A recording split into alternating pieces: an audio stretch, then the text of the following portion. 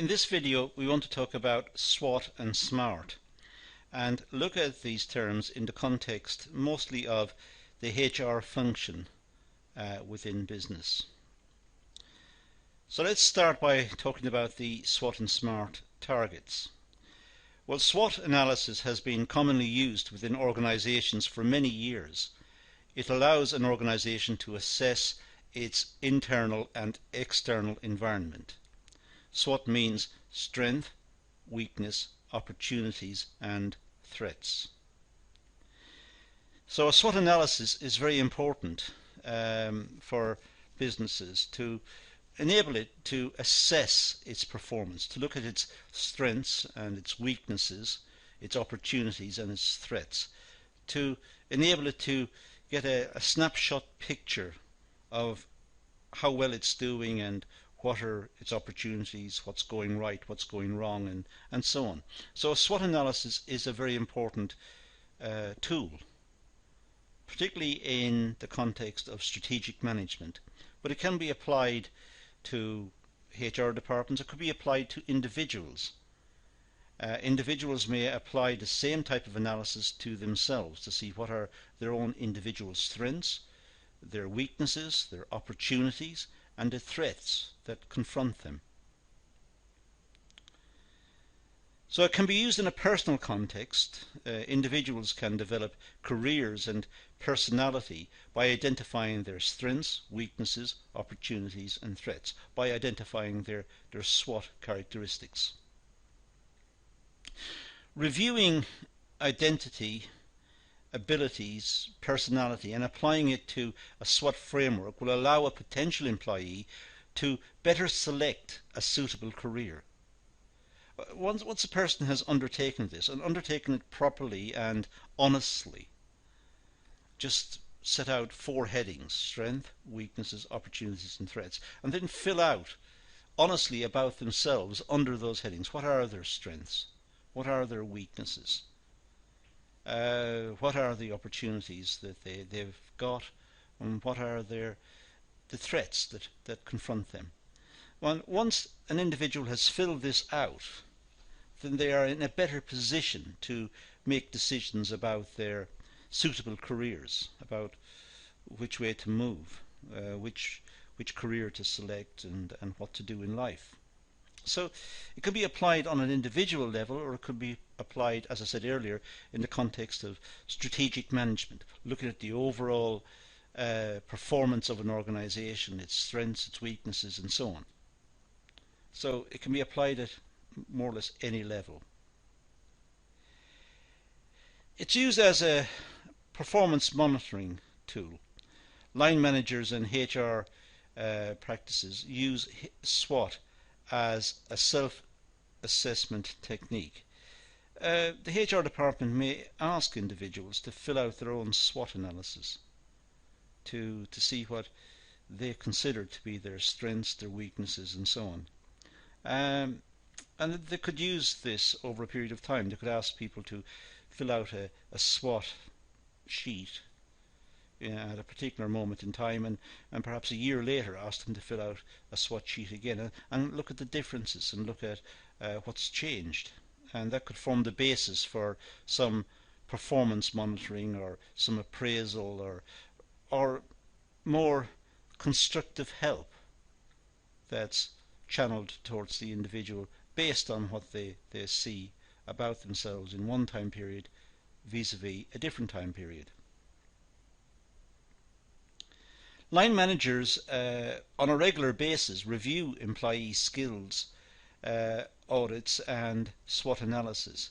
The review will enable managers to work with employees to help them achieve their goals and potential. It's important that the organization understand individuals and understand the aspirations of the individuals, but also understand their capabilities, understand their aspirations and their abilities to achieve those aspirations. Are they realistic? And what sort of training programs are required, if any? What sort of support is required? So a SWOT analysis is a good starting point in looking at operators and employees and looking at all strata of management, looking at the various personalities and looking at what their strengths are, what their weaknesses, the opportunities they've got, the threats that they confront, looking at all of this and trying to get a picture of what supportive measures can be put in place to enable the people to achieve their aspirations. Appropriate training can be tailored to individual employees' needs, and progress can be monitored through performance appraisals. Of course, this is quite expensive. Having specific training for an individual is an expensive part of perhaps a HR department's budget. It eats into the budget. It is more efficient to have several employees undertake the same training, particularly if outside personnel are required or outside agencies are required to deliver personalized and detailed training in some aspect of the work. So that does not detract from the need for SWOT. A SWOT analysis based on an individual is still important because it does still give a picture of the type of person it is, the strengths of that person, the weaknesses and so on, and it's a good snapshot picture of the individual. It may be filled out by the individual about him or herself. There may be questions about its honesty. Perhaps sometimes people exaggerate their strengths and play down their weaknesses. But having said all of that, it is a snapshot and it's a good starting point. If we look at the strengths, which are sometimes described as internal, well, look at the qualifications of the person and the experience of the person. These could be strengths. Good qualifications, good experience, good knowledge of the product, knowledge of the market, knowledge of processes, good generic knowledge, widespread knowledge, as well as perhaps detailed knowledge of the processes within the organization, within the company. Good personal attitude, somebody who's able to look positively on situations and deal positively with his or her colleagues. Has good motivation, is able to apply him or herself in the situation and will be enthusiastic to get a good result. They're motivated. Whatever motivates them, it could be salary and remuneration, conditions of employment, prospects for promotion, self-worth. They may just simply be motivated because they want to prove to themselves that they can do the job and they're interested. Look at their skills and their qualities. Over and above their qualifications, look at what skills they've acquired. Perhaps practical skills, perhaps interpersonal skills, being able to deal with a variety of people and feel at ease in dealing with others. Look at other personal strengths. For example, look at hobbies and interests. See what is it that motivates people and what do they enjoy doing, and see if there's a connection between what they enjoy doing and their work commitments. It could be that they're interested in playing chess or playing strategy games on the computer, which suggests that perhaps they have a function or a role to play in terms of planning the organization, or could be consulted in the context of planning, because they can anticipate problems and look at different scenarios and perhaps look laterally at situations as well. Look at their hobbies, look at their interests. It's all a part of the person, and if they've got a wide variety of hobbies and interests, it means the chances are they have more strengths. Also, look at the weaknesses.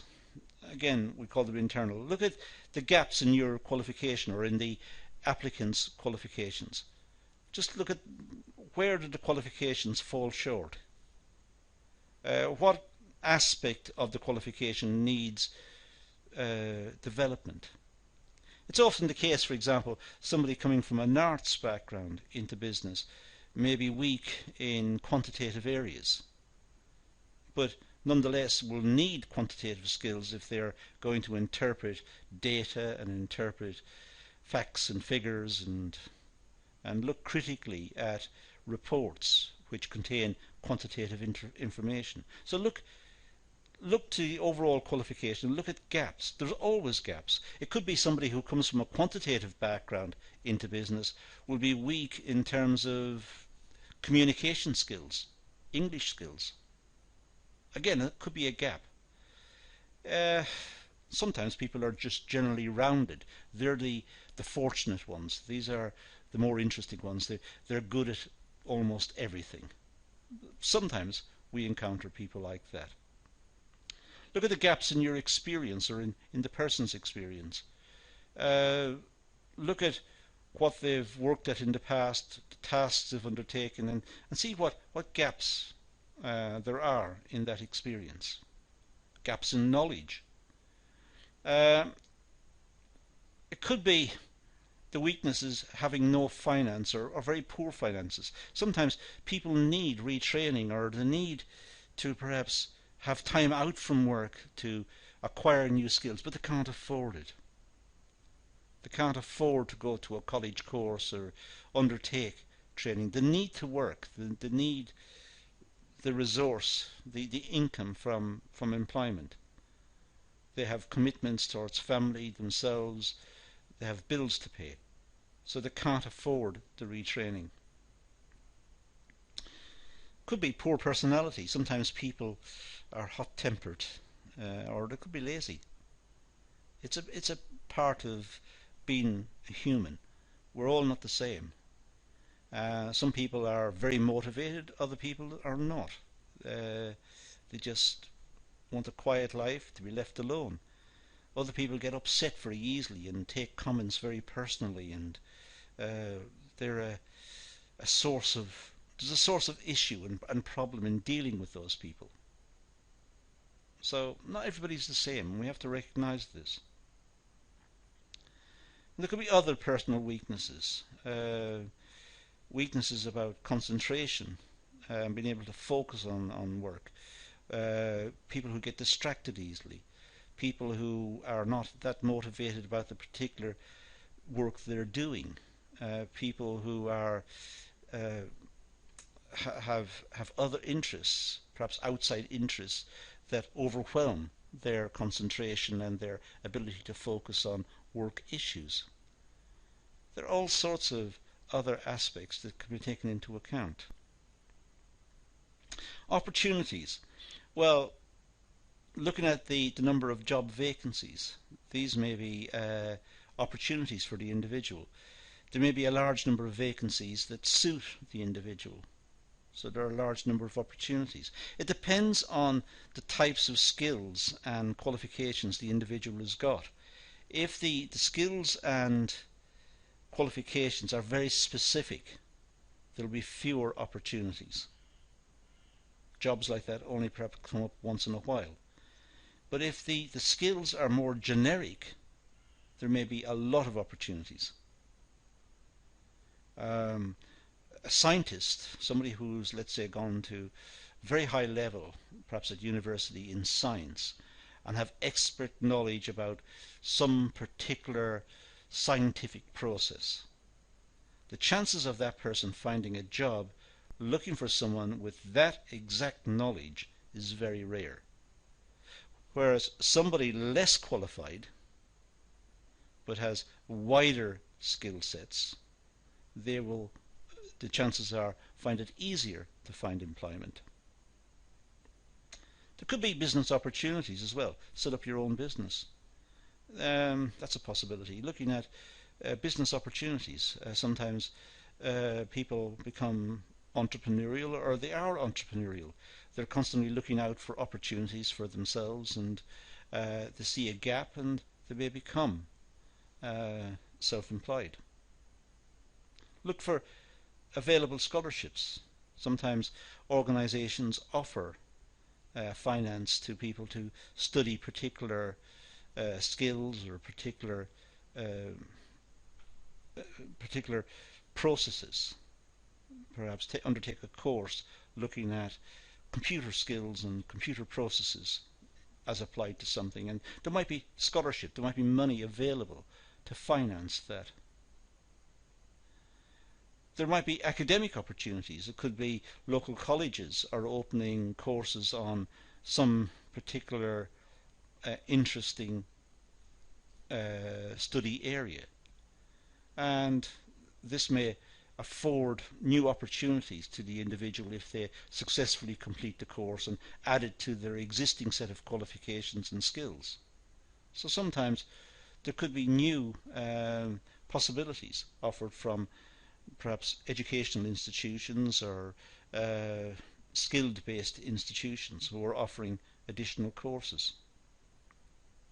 There might be available support from all sources, from a company who wish to support individuals who study a particular phenomena or process or acquire particular skills. Maybe local government offers support. It can come from a variety of sources. There might be bursaries. Sometimes colleges have bursaries. Perhaps people who studied at the college in the past have left inheritances for the college to be used to support poorer students. So sometimes there are bursaries, finances available from colleges. They have a source of finance that they've set aside to help needy students. The threats, well, potential financial difficulties is always an issue. People undertake particular courses of development only to find that they can't afford to finish it because finance ran short and they needed to go back to work. It could be the government is cutting back on certain areas because fiscal policy is such that the government needs to cut back on its own spending to try and pay the national debt, or because the country can't afford particular services. So the government may cut back, and that may be a threat to the development of the individual who wanted to do particular courses at, let's say, a local college, but the local college is now about to close down because the government can't afford to keep it running. There could be competition from rivals.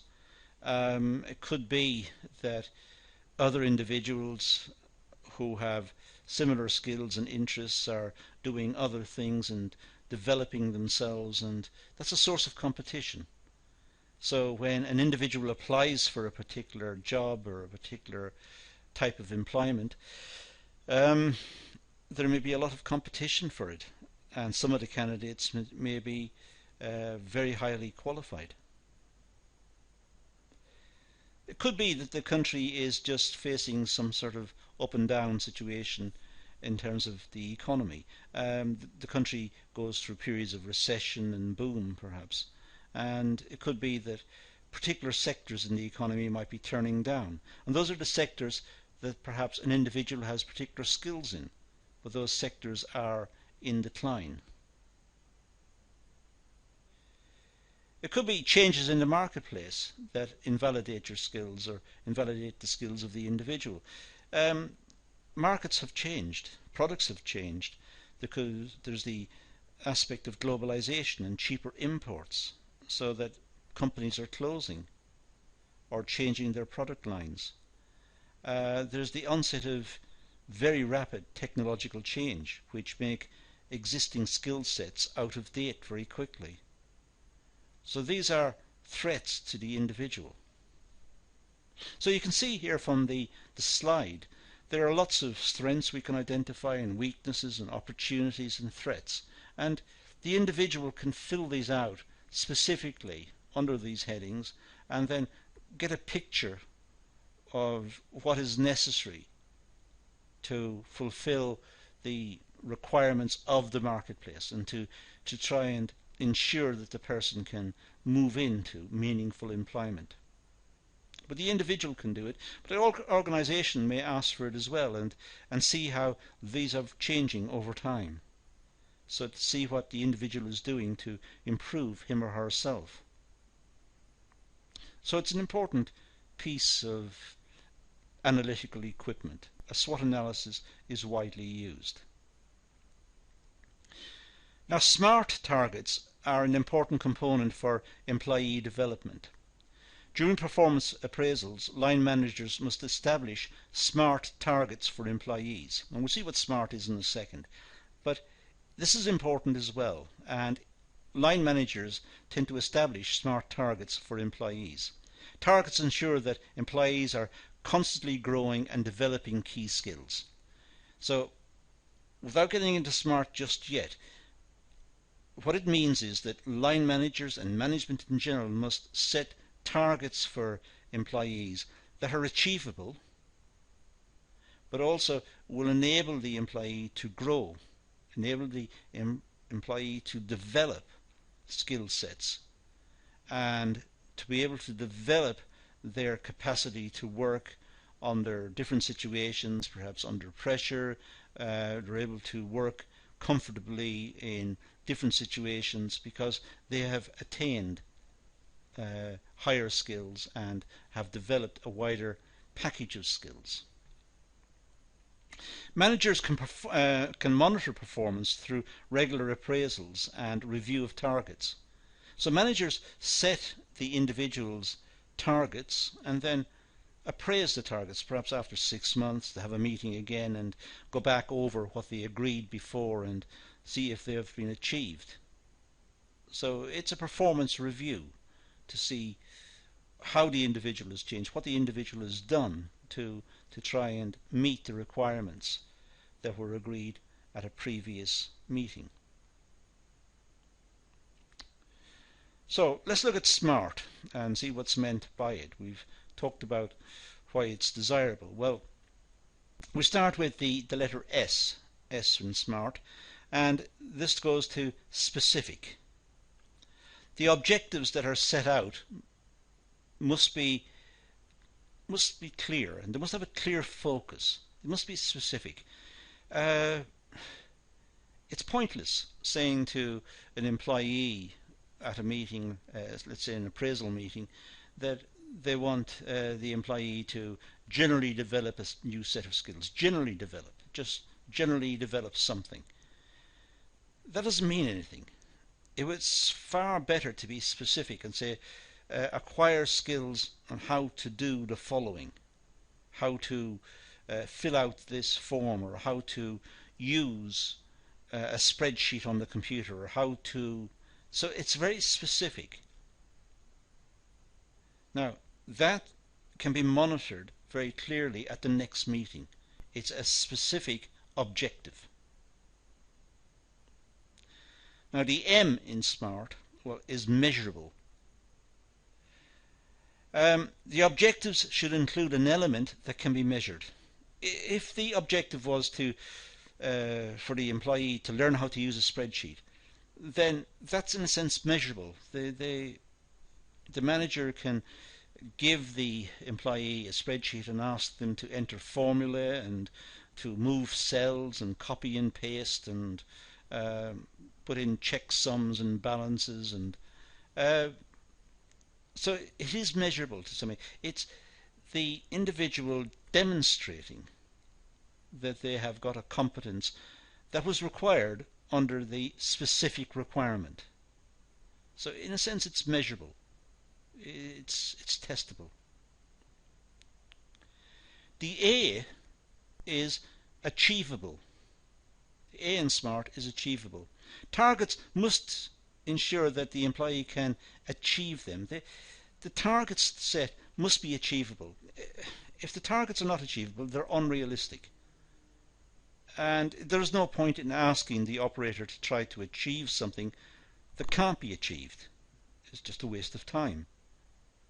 So they must be achievable. They must be specific. You must be able to say exactly what's required. It should be measurable. You should be able to demonstrate a competence in it. And it should be achievable. This should be capable of being done. The R is realistic. Targets should be in line with organizational goals and their resources. It should be realistic targets. asking the operator to learn how to program a new operating system for the computer. Now that's achievable under certain sets of circumstances. If the operator is given a long course of training and perhaps sent back to college or university and retrained completely, and it's measurable and it's specific, but it's not really realistic. There are operating systems. There's Windows and Linux and all sorts of operating systems available. So why set something that's not realistic? So that the objectives that are set should be viewed by the employee as realistic. These are achievable, and they're realistic, and they're measurable, and they're quite specific. It's clear what the person needs to do. It should be time bound. That's the last letter, T, in SMART. It should be time bound. There must be a deadline so success can be measured. Setting out the objective, let's say learn how to use spreadsheets. That's the specific objective. It's measurable, so you can test whether the person knows how to use a spreadsheet in a year's time or 6 months' time. It's achievable. People can do it. That's achievable. It's realistic as well. You're not asking the world. You're asking for something that can be done, and it's time bound. Learn how to use spreadsheets in the next 6 months. So it's time bound. Those are the SMART objectives. So we've got two techniques here in this video. We've looked at SWOT, which looks at the person in terms of the strengths, weaknesses, opportunities and threats, and takes a more general view of the type of strengths the person has and the weaknesses and so on. And SMART is what the organization, perhaps the line manager, can require of the employee. It sets the employee a task, but the task should meet the SMART requirements: specific, measurable, achievable, realistic and time bound. So those two techniques should be borne in mind. They're important. That's all we're going to deal with in this class. So let's leave it at that and say thank you for watching.